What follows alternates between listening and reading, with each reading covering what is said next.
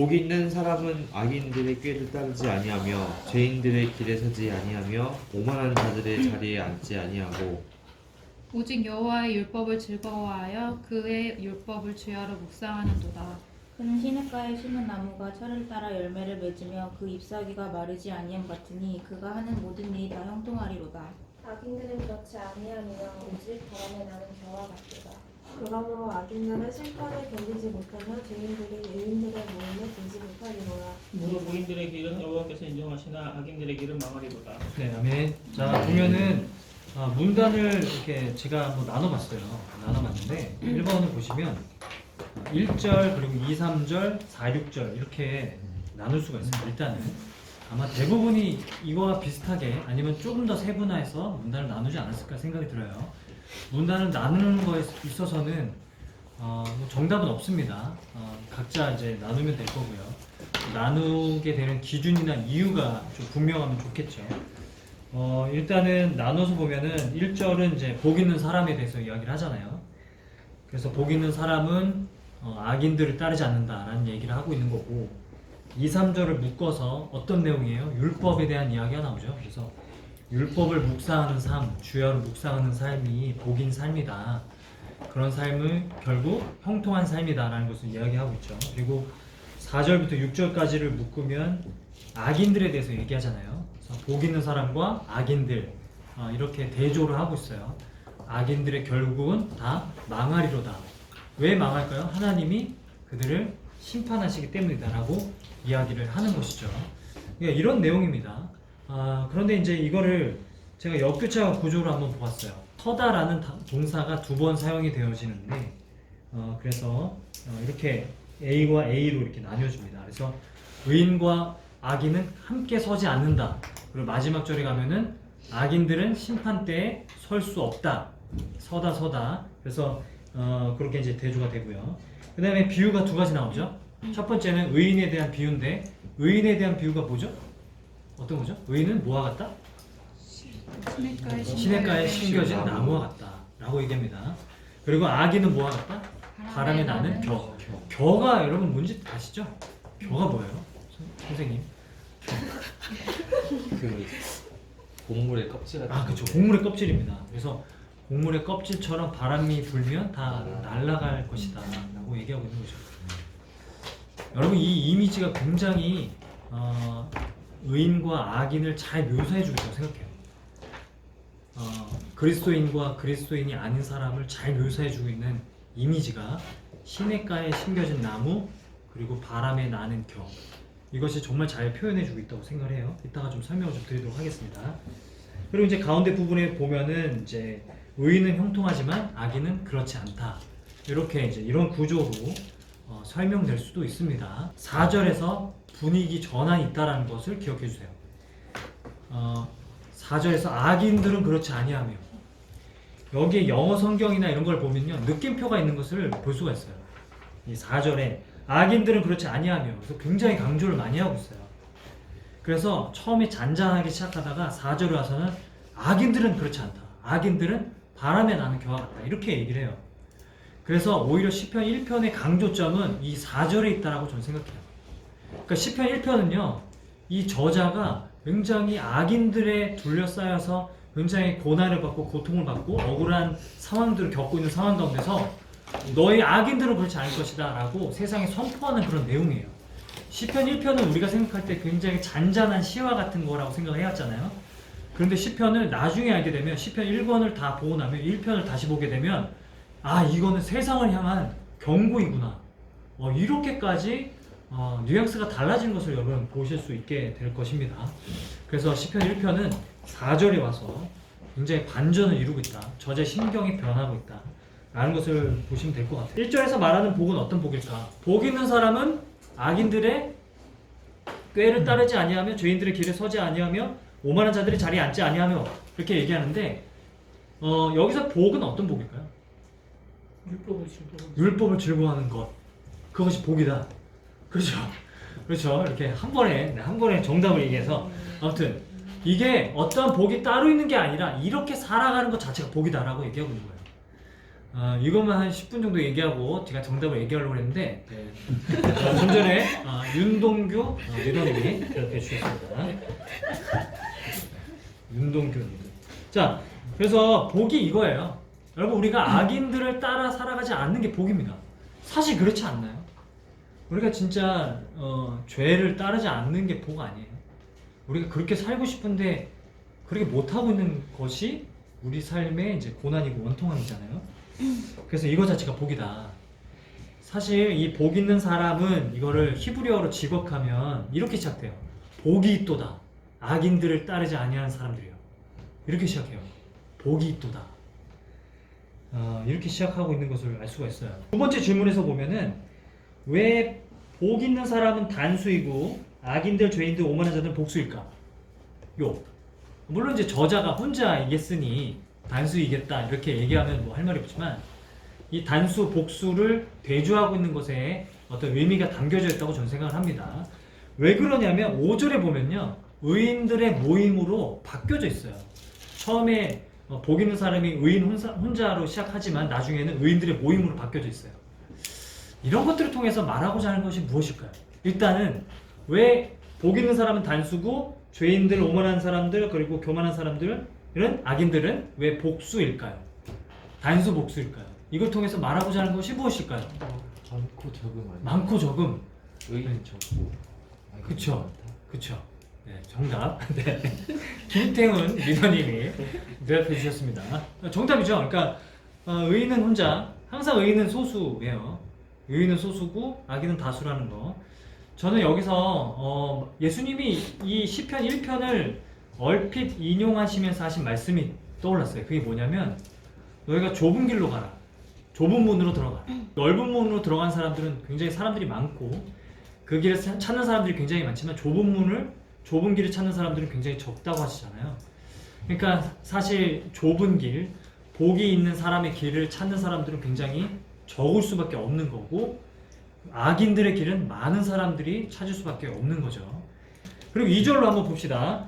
여호와의 율법을 즐거워하는 것이 무엇일까? 율법을 즐거워한다는 게 뭘까요? 이게 정확히 어떤 의미일까요? 우리가 율법을 즐거워한다. 이게 어떤 의미일까요? 주여로 묵상하는 네, 주야를 묵상하는 거예요. 네, 두 번째 윤동규 리더님이 대답해 주셨습니다. 우리 박수 한번 쳐주죠. 이거 유튜브로 올리면 효과음만 이거 하면 좋겠다. 아무튼 주야를 묵상하는 게 즐거워하는 거예요. 그러니까 여러분 여기서 사용되는 게 뭐예요? 평행법이고 정증법이죠. 네. 율법을 즐거워하며, 즐거워하는 게 뭐야? 뒤에 나오냐? 주야로 묵상하며. 여러분 율법을 묵상할 수 있다는 거는 대단한 것 같아요. 율법, 어떤 나라의 법을 묵상하고 있다는 것 자체가 이게 대단한 거 아니겠어요? 그만큼 그 법을 만든 사람과 그 법을 통해 다스려지고 있는 나라를 굉장히 사랑하고 그리고 굉장히 신뢰하고 있다는 것을 보여주는 게 아니겠어요? 이거 자체가 정말 복이죠. 이게 형통함이에요. 우리가 세상에 다른 것을 형통함에 부를 때가 많지만 사실 이것 자체가 형통함입니다. 왜냐하면 하나님이 이걸 원하시잖아요. 이렇게 살아가는 걸 원하잖아요. 이것 자체가 복이고 이것 자체가 형통함이에요. 그런데 이 형통함과 복을 깨뜨리고 있는 게 뭐죠? 우리 인생의 고난이에요. 억울함이에요. 정말 이 빌어먹을 세상이에요. 이 세상의 부조리함과 이러한 악함들이 우리의 이러한 형통함을 깨뜨리고 우리의 복을 깨뜨리고 있을 때가 많다는 것을 1편에서 얘기하고 있다고 생각을 해요. 자, 3절로 가보겠습니다. 3절. 철을 따라 열매 맺는 시냇가에 심은 나무, 이 이미지를 통해서 묘사하는 게 뭘까요? 여러분, 여러분의 상상력을 한번 동원해 보시죠. 시냇가에 심겨져 있는 나무는 어떤 이미지일까요? 그걸 우리 그리스도인들로 비교하고 있다면 무엇을 말하고 싶은 걸까요? 마르지 않는 거? 그러니까 네. 저희가 가지고 예수님께서 즐긴 네, 것처럼 정말 이렇게 마르지 않는 샘에 이제 연결되어 있는 모습, 그러니까 신의 옆에 있는 그쵸. 그런 이미지죠.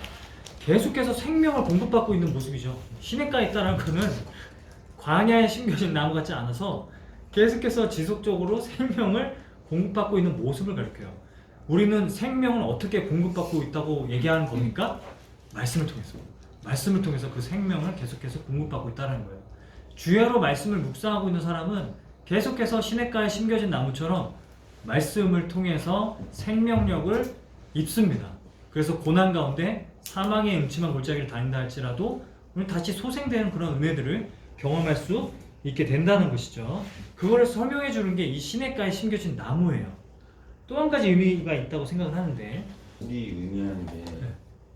그 성경에서는 그때 목사님 말씀하셨던 것처럼 되게 고난과 공허 뭐 이런 네네네. 악이잖아요. 네네. 창세기에서부터 그렇죠. 그런 악 가운데 있는 그리스도, 세상 가운데 있는 맞아요.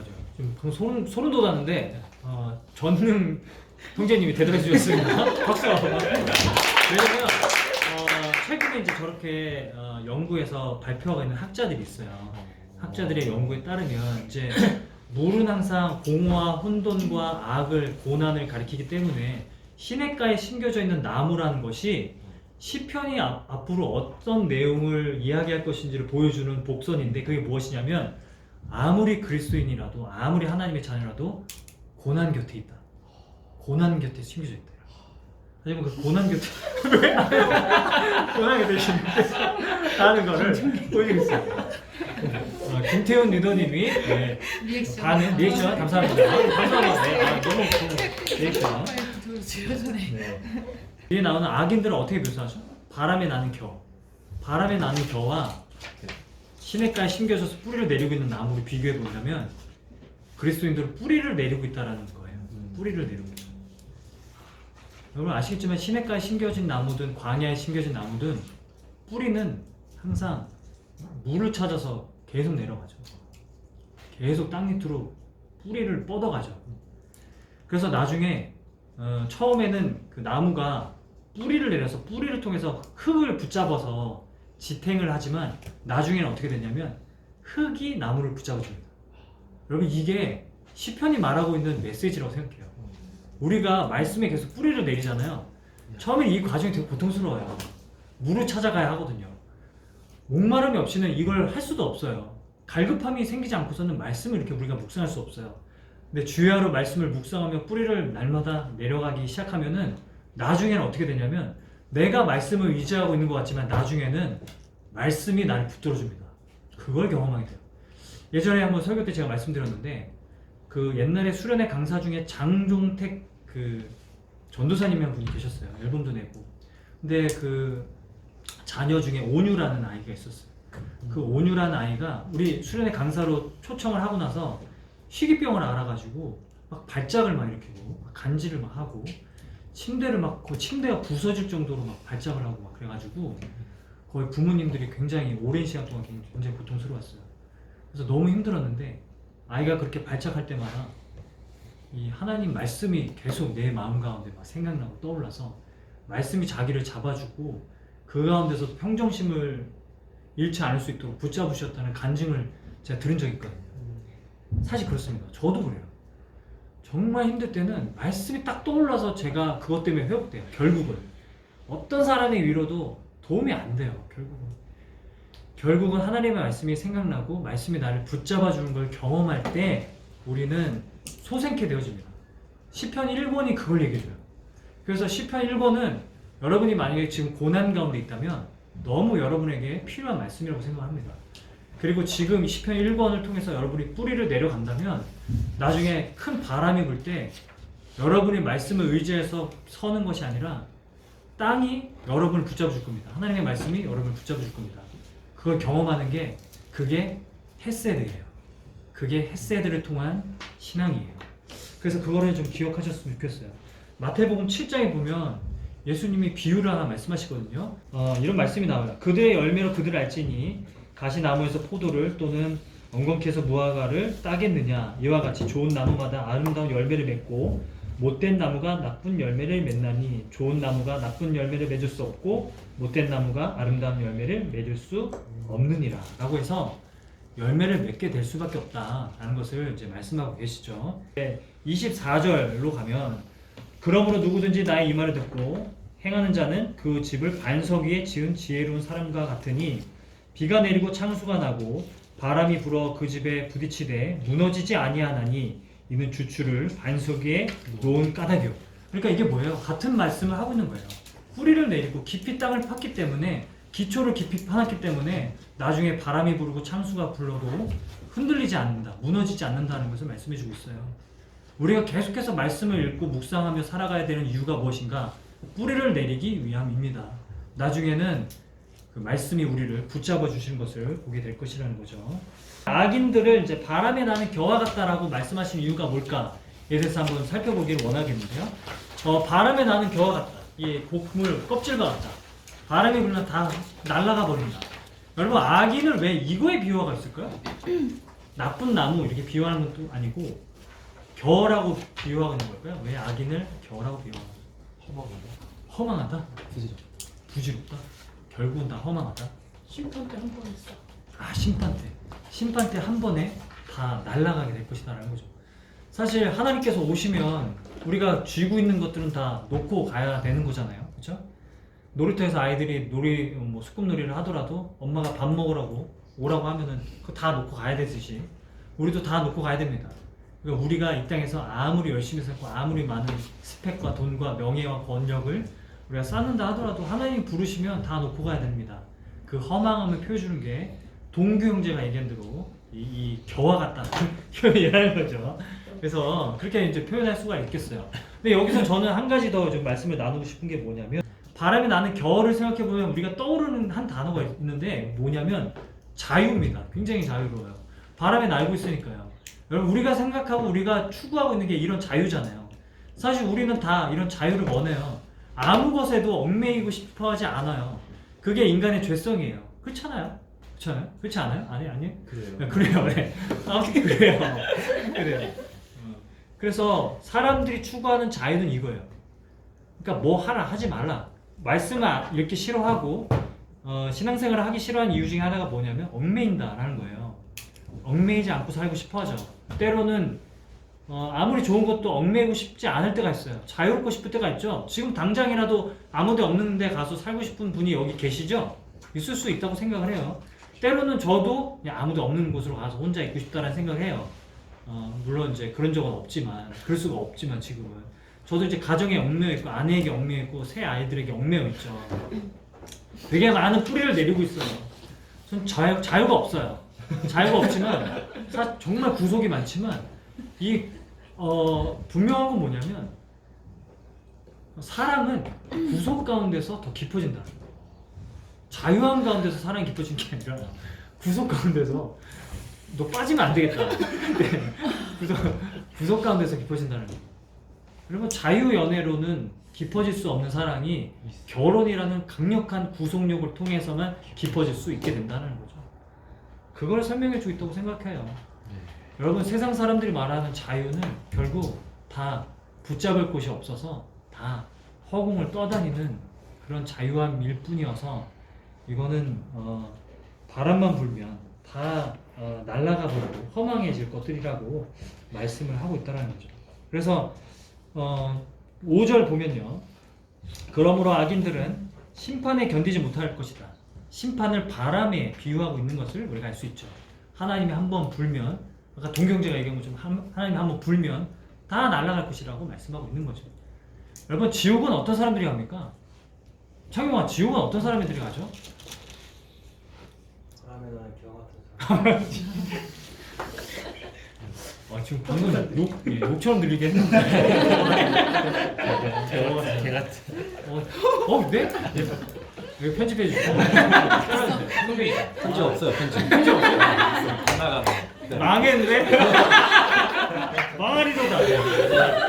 망했네요. 네. 아무튼 그래요. 그래서 겨와 같은 사람들이 어떤 사람이냐면 스스로 구원할 수 있다라고 생각하는 사람들이 다 지옥에 가죠. 여러분, 예수를 안 믿어서 지옥에 가는 게 아니라 스스로 구원할 수 있다라고 여기기 때문에 지옥에 가는 겁니다. 하나님이 필요 없는 거예요. 지금도 필요 없는데 하나님이 오셨는데 그때는 필요해질 수 있을까요? 그렇지 않아요. 그때는 하나님이 더 필요 없어질 겁니다. 오히려 하나님이 두려워서 더